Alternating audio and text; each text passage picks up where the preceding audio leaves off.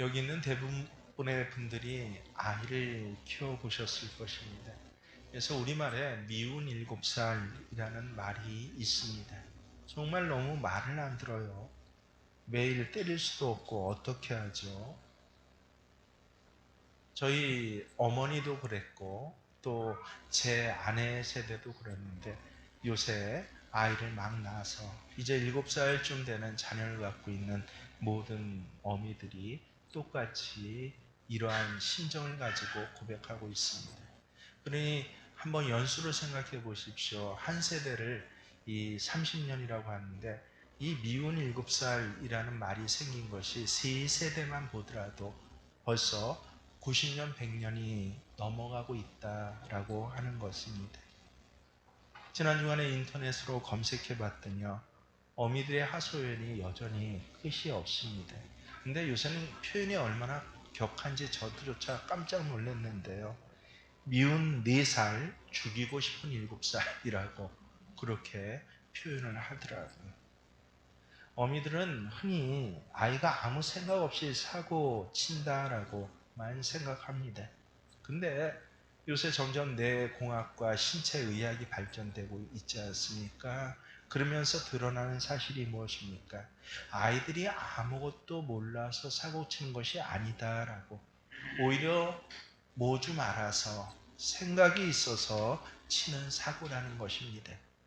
신체적으로 7살쯤 되면요, 뇌 크기가 성인과 그 비율이 비슷해진다고 합니다. 그래서 또한 뇌의 수초화가 그렇게 함께 진행되면서, 수초화가 좀 어려운 말인데요. 쉽게 얘기하면 무엇입니까? 뇌는 신경으로 연결되지 않습니까? 어린아이 때는 이 신경들이 제대로 각 마디마다 특별히 말초신경까지 연결되어 있지 않습니다. 근데 수초화라는 것은 이 뇌의 중추신경계가 말초신경계까지 그렇게 한 가닥 한 가닥 뉴런들이 연결되고 또 기능하는 그런 과정입니다. 한마디로 감각이 예민해지고 빨라지고 또 응답 속도가 빨라지는 신체적 정신적으로 그러한 것들이 진행되는 이 수초화가 가장 활발하게 진행되는 과정이라고 하는 것입니다. 그래서 사실은 7살 때부터 사춘기를 겪는데요. 저도 이번에 다시 검색해 보면서 알았는데 깜짝 놀랐습니다. 사춘기가 중학생 들어가서 혹은 초등학교 고학년 때 겪는 게 아니라 이제는 7살부터 겪는다라고 그런 보고서들이 나오고 있습니다. 아동 심리학자들에 따르면 이 7살의 시기는요, 다른 시기와 특별히 구별되는 변화의 시기다라고 이야기를 합니다. 7살 이전까지 아이들은요, 부모와 강한 애착 관계의 중심으로서 행동하고 생각하고 따라하기를 한다라고 합니다. 부모가 가르쳐 준 대로 따라하면서 만족감을 느끼는 것입니다. 근데 이 7살쯤 되게 되면요, 마냥 따라하던 것에서 벗어나고자 합니다. 지금까지 여기서 저기서 혹은 들쑥날쑥 마치 사건처럼 접했던 그런 이 경험들과 지식들이 이제는 인지적으로 통합하고자 하는 욕구가 아이들에게 생긴다는 것이에요. 그래서 흔히 이 심리학자들은 본능적 자아에서 인지적 자아로 나아가기 시작하는 과정이 바로 7살이다. 뭐 좀 아주 쉽게 얘기하면요. 본능적 자아는 뭐예요? 동물과 같은 그런 생각과 행동에서 7살 이전까지는 동물하고 똑같다고 봅니다. 근데 이 동물하고 똑같은 이 본능적 자아가 이제는 인지적 자아로 드디어 사람같이 생각하고 행동하는 과정에 돌입하는 단계. 이때가 한 7세 정도 이후라고 합니다. 단순히 따라하던 것에서, 어미를 따라하던 것에서 논리적으로 이제는 이해하고 통합하고자 하는데, 근데 이 과정에 굉장히 많은 스트레스를 아이가 받는다는 것이에요. 새로운 단계로 나아가는 스트레스요. 그러다 보니 타인에게 눈을 돌리고 마냥 부모만 따라했던 그런 여력들이 없어진다라고 해요. 절대적으로 의존했던 부모에 대한 의존성을 오히려 귀찮아하면서 고집스러운 자기의 행동들을 하나하나 발견해내고 개발해내는 시기가 바로 이 7살의 단계. 그래서 그저 말 잘 듣고 착하던 아이가 왜 저래? 라고 어미는 충격을 느끼면서 미운 7살이라고 하지만 아니에요. 쉽게 말하면 아무 생각 없이 아이들은 미운 7살이 되는 것이 아니라 사고를 치게 된 것이 아니라 왜 그렇게 돼요? 이제는 뭐 좀 알게 되어서. 근데 문제는 뭐예요?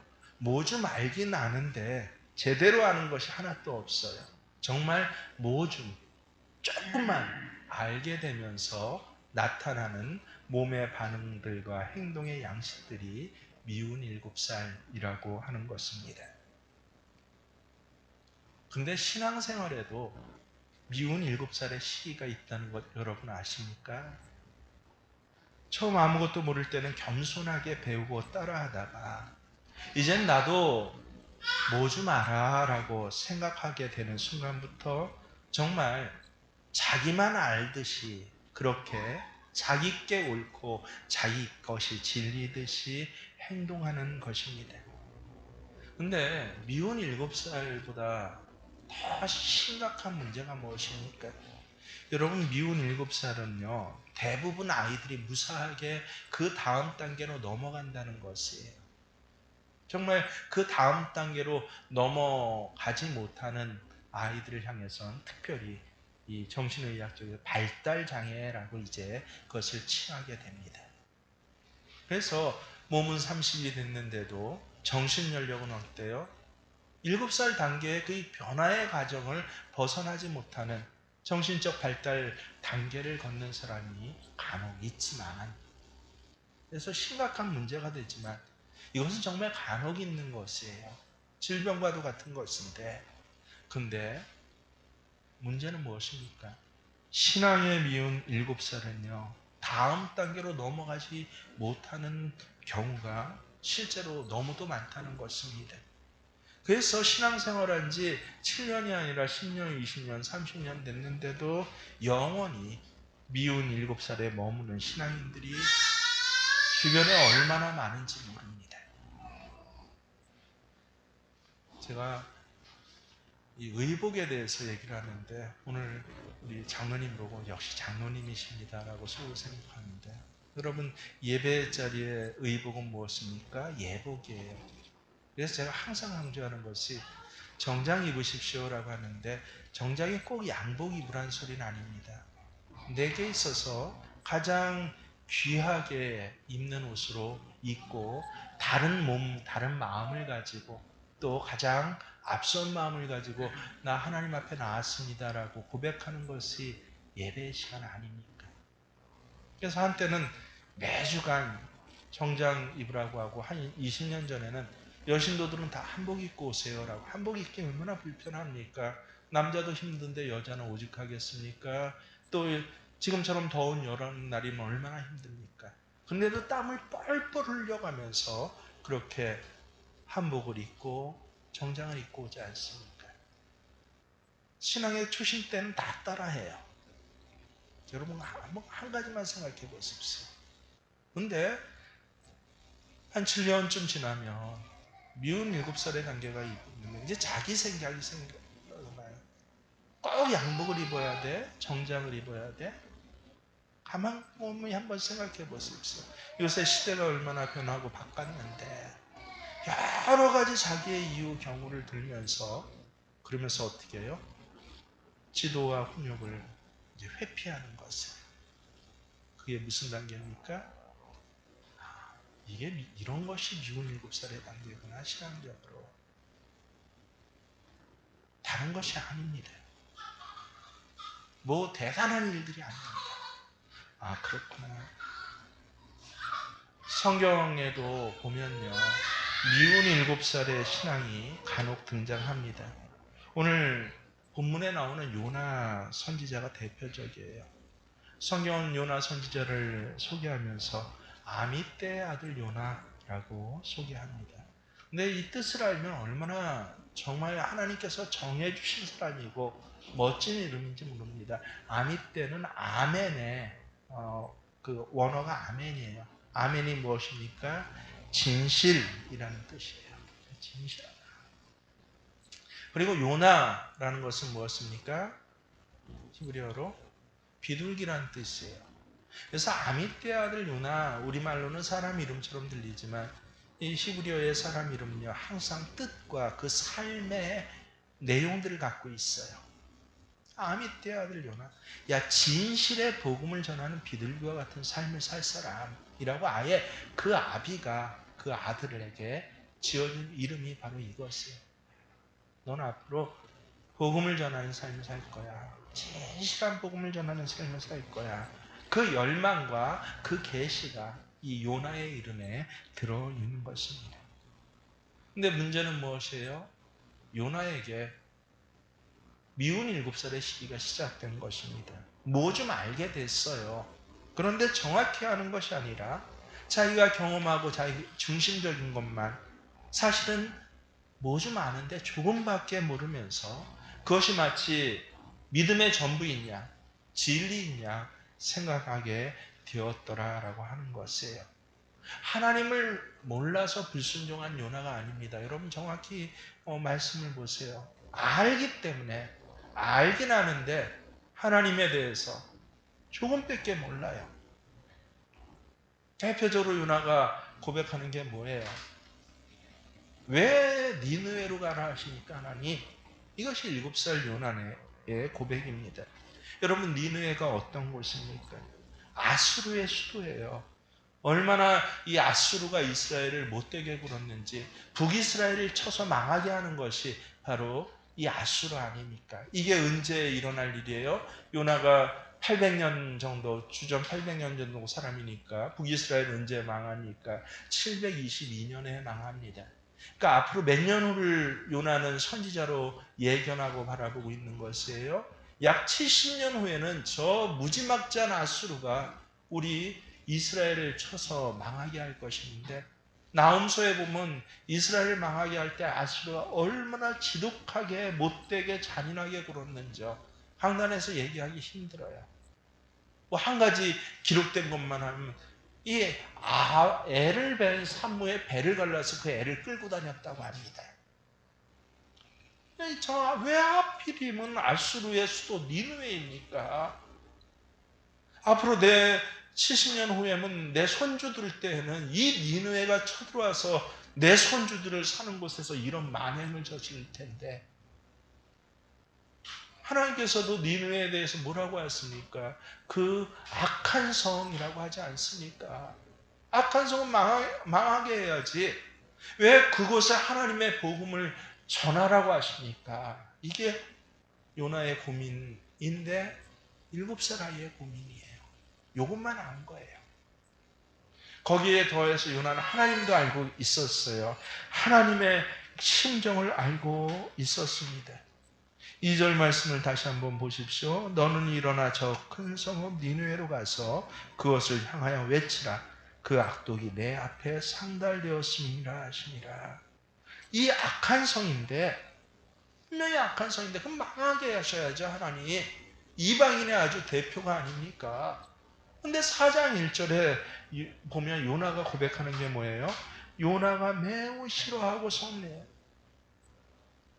어미가 야 이거 이렇게 해야 되는데 매우 싫어하고 성냈다는 것입니다.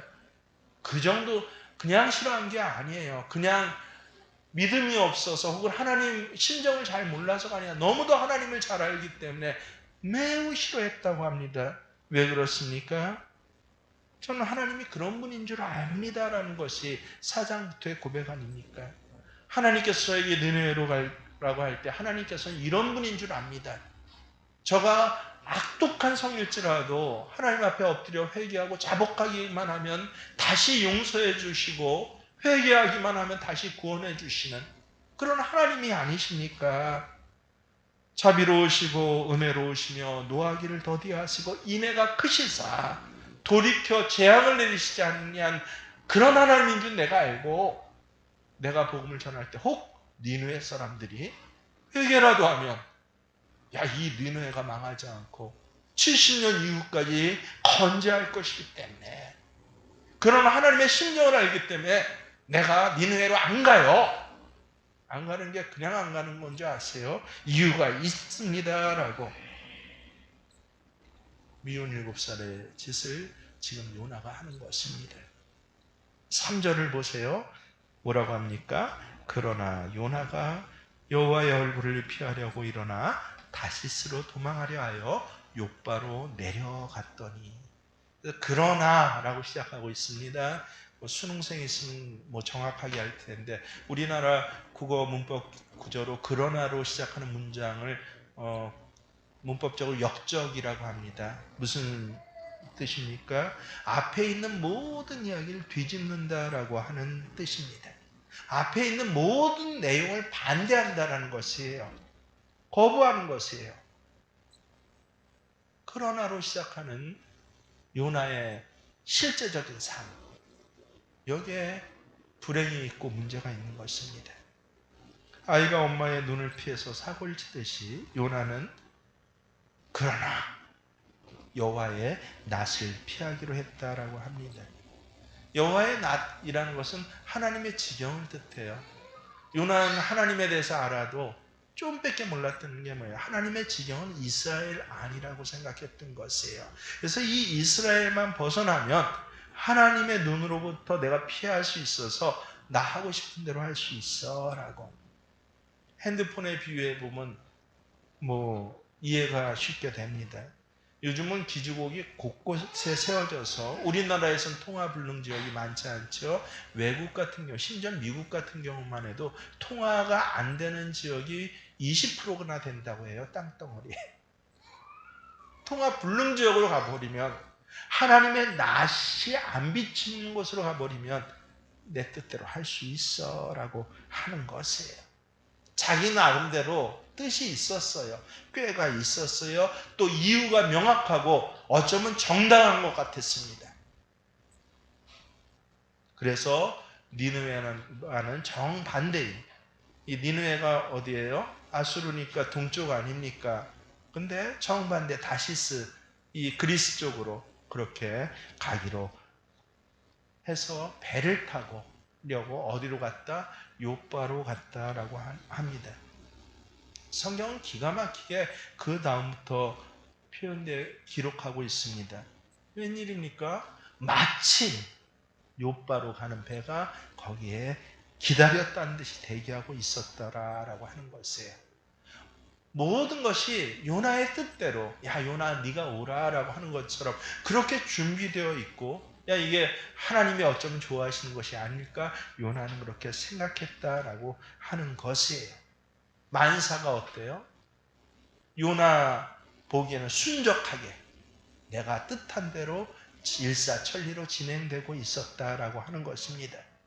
근데 성경은 요나의 그런 표정과 행동에 대해서 뭐라고 기록하고 있습니까? 그런데 요나의 그런 모든 것들은 내리막길이었다라고 그렇게 기록되고 있는 것 여러분 아십니까? 고발하는 것입니다. 욥바로 내려갔더니, 우리 다시 한번 이스라엘 지도를 그려보세요. 사실은 예루살렘은요 가장 이스라엘에서 밑에죠. 애굽의 사막 지역과 접한 지역에 있어요. 우리로 하면은 바다가 없이 사막이라고 하면 부산쯤에 있는 것이 정확히 예루살렘입니다. 욥바는 어디 있습니까? 두로시론 그 사이에 맨 북쪽 지역에, 서쪽 북쪽 지역에, 황해도 맨 북쪽이 어디입니까? 북한 지역이라 지명은 모르겠지만 거기 있었다는 거예요. 그럼 부산에서 욥바로 뭐 했다고 해야 돼요? 올라갔더니 라고 해야 되는데, 놀랍게도 성경은 뭐라고 기록하고 있어요? 히브리어로 야라스 내려갔더니예요. 욥바로 우리의 생각에 올라가야 되는데 성경은 그거 올라가는 거 아니야, 그건 내려가는 것이야 라고 기록하고 있는 것입니다. 또한 그 뒤에 보면 배에 올랐더라, 또 야라스예요. 우리말로는 올랐다라고 하는데 정확하게 히브리어 성경은 뭐로 기록하고 있습니까? 아니, 배에 내려갔다라고 합니다. 아주 의도적인 우리에게 메시지를 하나님의 말씀하고 있습니다. 요나가 자기 나름대로 하나님의 말씀을 하나님의 명령을 거부하기로 한 그 순간부터 요나의 삶은 내리막길로 곤두박질하는 삶이었다는 것입니다. 그래서 여러분 성경에 이런 표현이 많이 있어요. 야라스가 특별히 애굽으로 내려갔더니 이게 뭐예요? 하나님과 단절되어서 이방인 삶 살겠다고 식량이 없어서 내려가고 전쟁이 와서 내려가고 힘들어서 내려가고 근데 그것은 내려간 삶이다 라고 하는 것입니다. 지금 요나에게 가장 필요한 것이 무엇입니까? 여러분 어린이집 생활을 벗어나서 어엿한 초등학생이 되는 것입니다. 그래서 여러분 초등학생 1학년생을 우습게 보면 안 됩니다. 똑같은 애로 보면 안 됩니다. 초등학교 1학년 입학하기 전까지는 애들을 뭐라고 불러요? 원생이라고 부릅니다. 공식적으로. 근데 초등학교 1학년일지라도 1학년부터 뭐라고 불러요? 예, 학생입니다.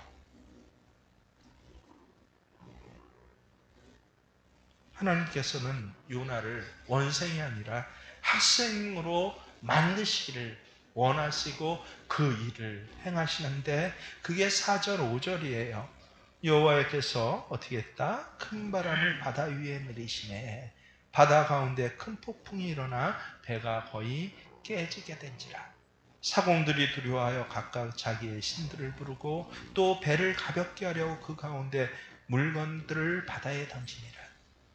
또 역적이 나오죠. 그러나 요나는 자 보면 살고자 또 어떻게든지 구원받아 보고자 별짓을 다 했는데 그러나 요나는 뭐 했다고요? 배 밑층에 내려가서 누워 깊이 잠이 든지라.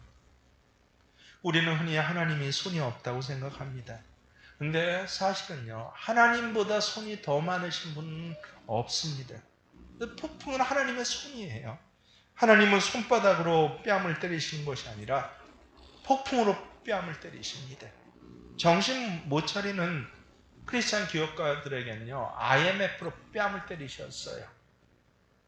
지진도 하나님의 손이고 전쟁도 하나님의 손이고 이 태풍도 하나님의 손이다라고 저는 그렇게 믿습니다.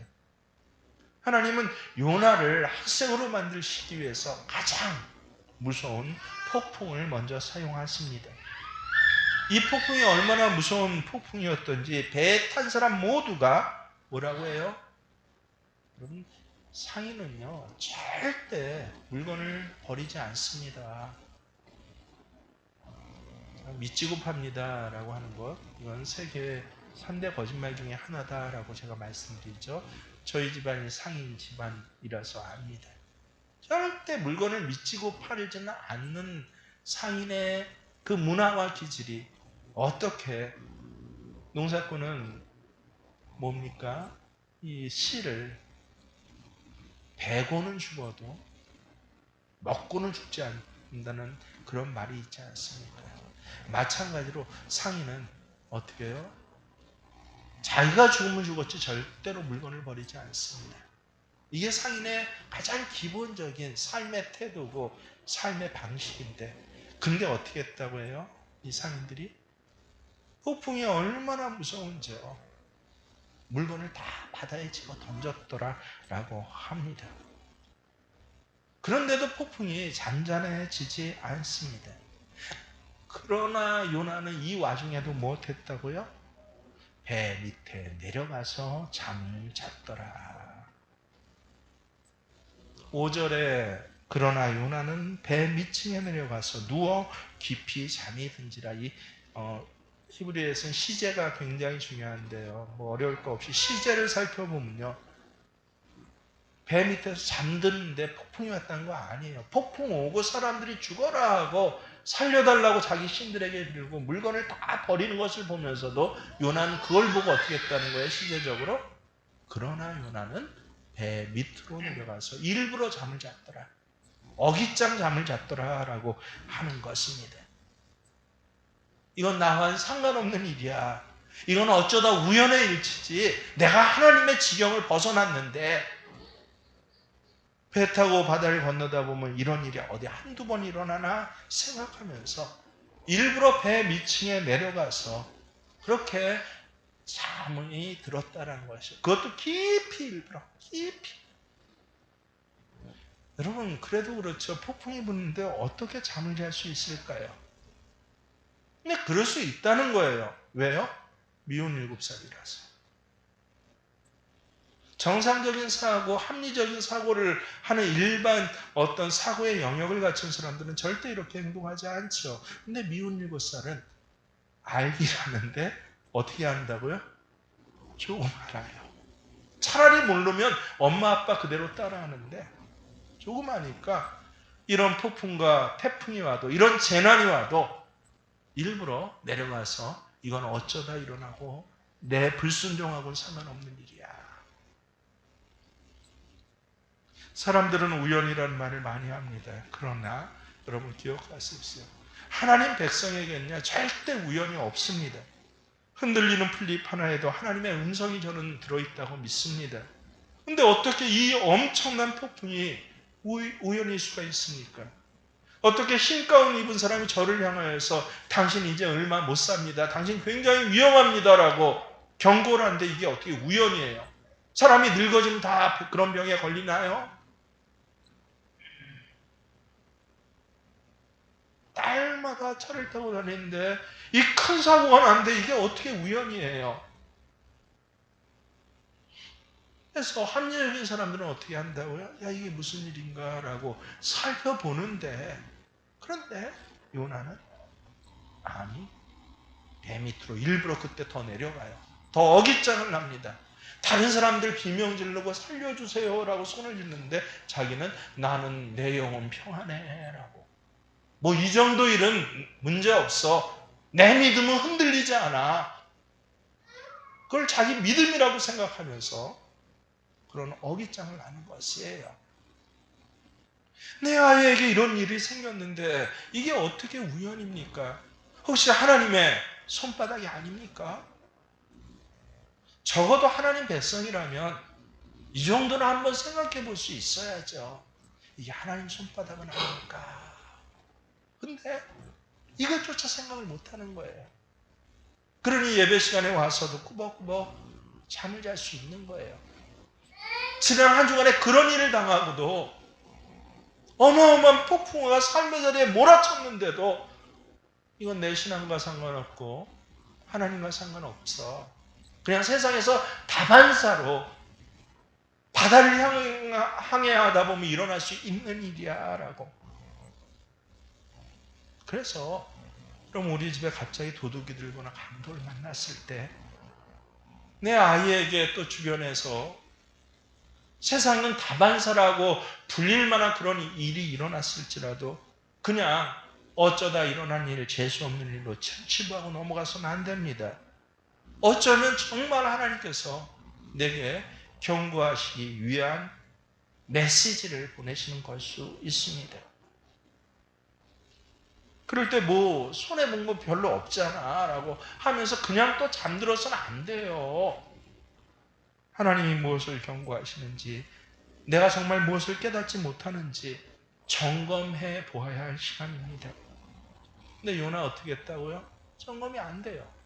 오히려 더 어깃장을 부렸다. 그러면 하나님이 할 수 없다라고 포기하셨나요? 아니요. 2단계 작전을 사용했습니다. 뭐예요? 이번에는 폭풍이 아니라 선장을 직접 그 배 밑바닥까지 내려보내셔서 요나를 깨우는 것입니다. 6절 말씀 보세요. 선장이 그에게 가서 이르되 자는 자여 어찌함이냐 일어나서 내 하나님께 구하라. 혹시 하나님이 우리를 생각하사 망하지 아니하게 하시리라 하니라. 하나님이 이번엔 직접 폭풍의 소리로는 안 되니까 사람의 소리로 요나를 깨우십니다. 목소리는 선장의 것이었지만 메시지는 하나님의 것이었습니다. 요나를 깨우며 소리를 치는 것이에요.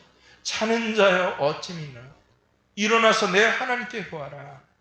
여러분 이 선장은요 하나님 모르는 이방인이에요. 그런데도 그가 뭐라고 합니까? 이 태풍을 보고 내 하나님께 구하라. 기가 막히죠.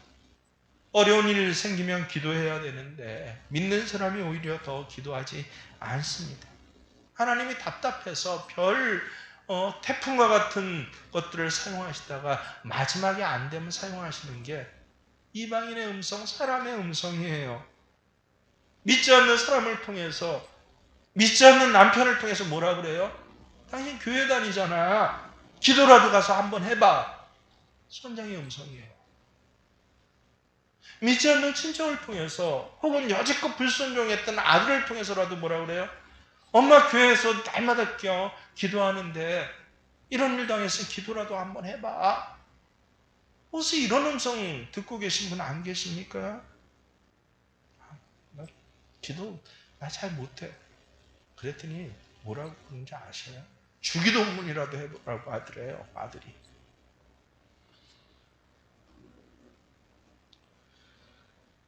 사실 말로만은 부족합니다. 깨닫지 못하는 사람 한 대 때려주면서 기도하라고 소리쳐야 합니다. 발람을 보십시오. 하도 깨닫지 못하니까 당나귀가 사람의 말을 해가 깜짝 놀라게 하지 않습니까? 여러분, 그리스도인이 미혼 7살 이 어깃장을 한번 놓으면요, 비그리스도인보다 예수 믿지 않는 사람보다 더 심각해진다는 거 아십니까? 더 비참해지고 더 비정해지고 더 하나님과 멀리 떨어지려고 한다라고 하는 것 여러분 아십니까? 그러면 그것으로 이제 그의 삶은 끝이다라고 하는 것이 우리 생각인데, 근데 놀랍게도요, 여러분, 요나서는 언뜻 보기에는 니느웨의 사람들을, 아수르의 사람들을 위한 구원하기 위한 복음 아니요. 그거는 4장에 나올 뿐이에요. 그것도 몇 절 안 나옵니다. 한 4절밖에 안 나와요. 요나서 1장부터 4장 전체가 사실은 누구를 위한 복음인 줄 아세요? 어긋장나는 미혼 7살째 하는 요나를 위한 복음이라는 것입니다. 요나가 아니더라도 하나님은 얼마든지 다른 사람을 통해서 니느웨의 성을 회개시킬 수 있는 분이에요. 하나님이 이미 그렇게 작정을 하셨습니다.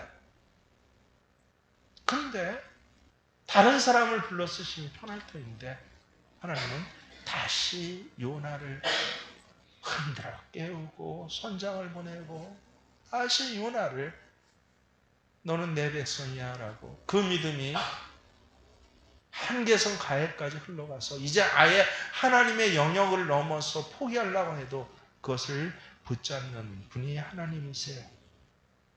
저는 새생명 주제가 하나님이 잠든 여러분을 깨우는 시간이다라고 생각을 합니다. 뭐 우리 VIP들을 위해서요? 아니에요. 잠든 내 영혼을, 예배를 드려도 감격이 없고요. 내 오늘 아침에 일어나서 하루의 삶을 하나님 참 내게 하루를 더 허락하셨습니다라는 이 신선함과 감사가 없고요. 말씀을 들어도 어때요? 폭풍과 같은 말씀이 불어쳐도 나하고는 상관없어 하고 꾸벅꾸벅 졸 수 있는, 어느새 그런 지경에까지 온 나를 위해서 주신 말씀이구나. 이게 바로 요나서 그리고 우리 새생명 축제입니다. 여러분의 가족을 구원하는 일에 있어서, 여러분의 이웃을 구원하는 일에 있어서, 그 소중함을 감당함에 있어서 하나님은요, 다른 사람을 쓰실 수 있어요. 근데 이 모자른 나를 쓰고자 하시고 끝까지 나를 통해서 하나님이 작정한 내 가족, 내 친지, 내 자녀 부모를 구원하시고자 하는 것이 바로 요나서예요. 저는 그런 점에서 풍랑도 축복이었다라고 생각합니다. 대풍도 하나님의 사랑이었습니다. 거친 파도 소리는요, 요나를 부르는 하나님의 큰 음성이었던 것이에요. 이 시간 혹시 풍랑 만나서 나 하나님 안타까워요 라고 나온 분 계십니까? 내가 탄 배가 깨지는 고통을 받으면서 나오신 분 계십니까? 그것은 폭풍이 아니라 하나님의 음성이에요. 비바람이 아니라 하나님의 손이에요. 하나님의 뜻을 거스르고 달려가면 하나님이 앞에서 길을 막습니다. 그래도 피해가면 뒤에서 당깁니다. 수많은 풍랑이 옆에서 나를 찌르고 있습니다. 남들이 보기에는 아무 문제가 없는데, 경제적으로 모두 다 괜찮은데, 근데 왜 이 집안에 평화가 없었고 늘 비바람이 몰아치고 있습니까? 하나님의 풍랑 아닙니까? 그런데도 혹시 오히려 어긋장 내지 않습니까? 말씀을 통하여서 이방인 선장과 같이 지금 기도할 시간입니다, 깨어나십시오라고 하는데도 그 밑바닥에서 그죠? 이게 신앙이라고 생각하고 그렇게 자는 것이 아닙니까? 무슨 길이라고요? 그거는 내려가는 길이다. 하나님께서는 요나를 지켜보십니다. 일거수일투족을 지켜보시면서 요나에게 맞는 인도하세요. 절대로 포기하시지 않는다. 야, 나를 위한 복음이구나. 나를 위한 복음. 오늘 자는 자여 어찌미요, 일어나서 내 하나님께 기도하라라고 하는 이 음성이 정말 화들짝 들려져서 다행히도 요나는 어떻게 해요? 깨어나요. 얼마나 다행인지 모릅니다. 요나 깨어나지 않았다면 요나서는 1장으로 끝났을 것이에요. 요나가 이래서 죽었더라. 마치 성서에 기록된 여러 사람과 같이 이 알렉산더는 세상을 향해서 나갔더라. 대만은 세상을 더 좋아해서 오히려 주의 교회 거침돌이 되고 가십거리가 됐더라라고 그 인생이 그냥 끝난 걸로 기록되어도 충분하지만 요나서 뭐라고요? 1장으로 끝나지 않네요. 4장까지 하나님이 직접 이제는 낯을 보여주시고 말씀해 주시기까지 그 사랑을 들려주시는 요나를 통해서, 이 불순종한 요나를 통해서, 7살 어린아이 요나를 통해서 하나님께서 오히려 큰 성읍이라고 해요. 큰 성읍, 니느웨를 구원하시는 하나님의 사역자로 쓰시는, 여러분의 가정을 구원하시고 여러분의 친지와 삶의 지경을 구원하시는 하나님의 전도자로 쓰시는 놀라운 일들이 저와 여러분 모두에게 있어지기를 주의 이름으로 축원합니다. 그렇습니다. 우리 찬송가 가사가 내 신앙의 고백입니다. 탕자처럼 방황할 때도.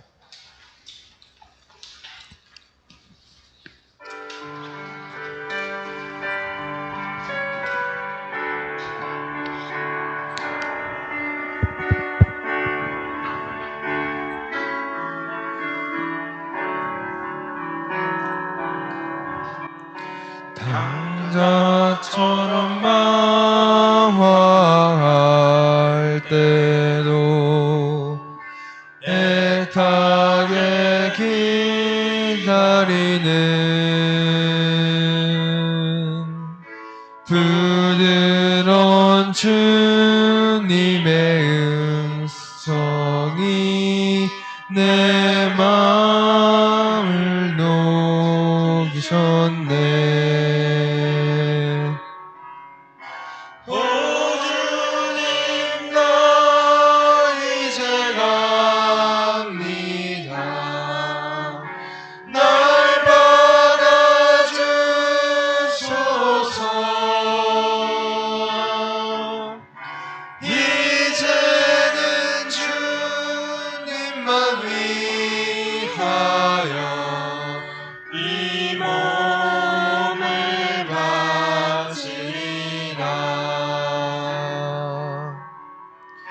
불순종한 요나와 같이도 방황하던 나에게 따뜻한 주님의 손길이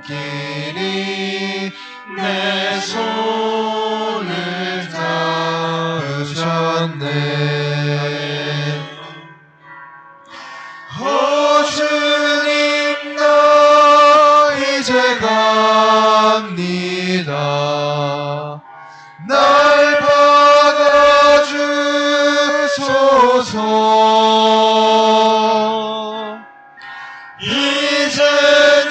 주님만 위하여 이 생명 바치리라. 음탕한 고요하지도 방황하던 나에게 너 그런 주님의 용서가 내 마음을 녹이셨네. 오 주님 너 이제 갑니다. 날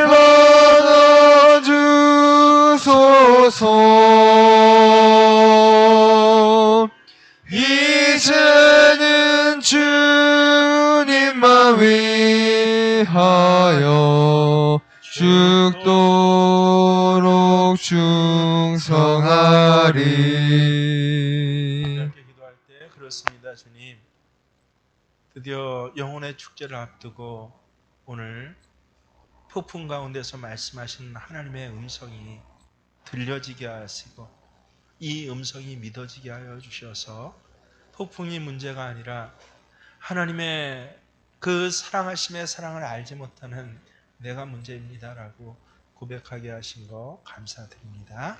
하나님, 모든 예배자를 통하여서 하나님의 그 심장이 알려지고 또 새겨지게 하실 때 조금 알려지고 새겨지는 것이 아니라 지식적으로 한 영혼을 사랑하신 그 하나님의 사랑에 대해서 그저 형식적으로 동의하는 것이 아니라 내 삶, 내 인생 전체를 통해서 가장 중요한 아미떼의 아들 요나, 아미떼의 벤 요나, 복음을 전하며 진실을 전하는 하나님의 비둘기와 같은 전도자가 되는 귀한 일들이 내 가정에서 일어나게 하시고 내 삶의 터전에서 일어나게 하시고 그 일로 인하여서 악한 성읍 니느웨일지라도 저 소망 없어 보이는 남편일지라도 저 고집스러운 아내 그리고 철없어만 보이는 저 자녀들일지라도 반드시 구원해내시는 주의 역사를 내 눈으로 오늘 보며 감격한 일들이 일어나는 하늘 요나들이 될 수 있도록 주님 도와주시옵소서. 이제는 우리 주 예수 그리스도의 은혜와 하나님 우리 아버지의 지극하신 사랑하시니 성령님께서는 말씀이 믿어지게 하시고 우리의 입술로 아멘으로 고백되고 화답될 때마다 그 아멘이 살아 역사하셔서 내 삶의 터전을 모두 예가되게 하시며 풍성하게 하시고 아름답게 하시는 동행하시니 오늘 모든 생명교회 깨어난 요나와 같은 예배자들에게 있어지기를 간절히 축원하옵나이다.